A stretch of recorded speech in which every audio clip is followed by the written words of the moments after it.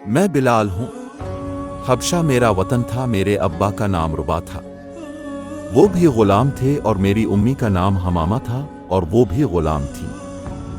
گویا میں خاندانی غلام ہوں۔ جب مجھے مکہ کی منڈی میں میرے آتا امیہ بن خلف نے خریدا تو جانتے ہوں ان دنوں غلام کیا چیز ہوا کرتی تھی۔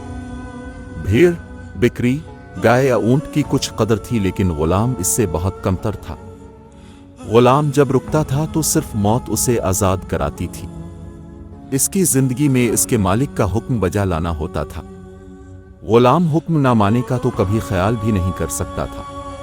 محنت کرتے اگر غلام مر بھی جاتا تو مالک کو اگر غم ہوتا تو صرف یہ کہ اس کی رقم کا نقصان ہو گیا، غلام کی زندگی ختم ہو جانے کا کوئی دکھ نہیں ہوتا تھا۔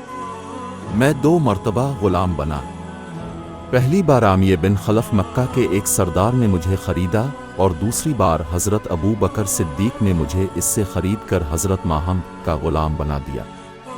پہلے مالک کی غلامی میں ذلیل و خوار تھے، اور مجھے اس بے دردی سے مارا جاتا تھا کہ ایک مرتبہ مجھے اس مار کی وجہ سے مردہ سمجھ کر وہی چھوڑ کر چلے گئے۔ دوسری غلامی میں اتنا معزز ہوا کہ آدھی دنیا کے بادشاہ حضرت عمر مجھے سیدنا بلال کہہ کر پکارا کرتے تھے۔ یہ غلامی میرے لیے بادشاہی سے کم نہ تھی۔ مجھے سردار دو جہاں کی وہ خدمت دے نصیب ہوئی جسے بڑے بڑے سرداروں نے بھی رشک کی نگاہوں سے دیکھا۔ اپنی زندگی کی کہانی کو بہت مؤثر انداز میں بیان کیا ہے۔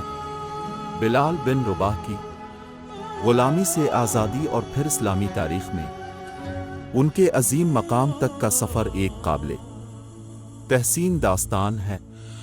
اپنے غلامی کے ابتدائی حالات اور اس سے نکل کر حضرت محمد کے ساتھ اپنی حیثیت کے ارتقاء کا جو تفصیل سے ذکر کیا ہے، وہ بلا شبہ انسانی فلاح اور ترقی کی مثال ہے۔ حضرت بلال کے صبر، عزم اور ایمان نے ان کی زندگی کو ایک نئی سمت دی، اور ان کی وفاداری نے انہیں اسلامی تاریخ میں ایک خاص مقام عطا کیا۔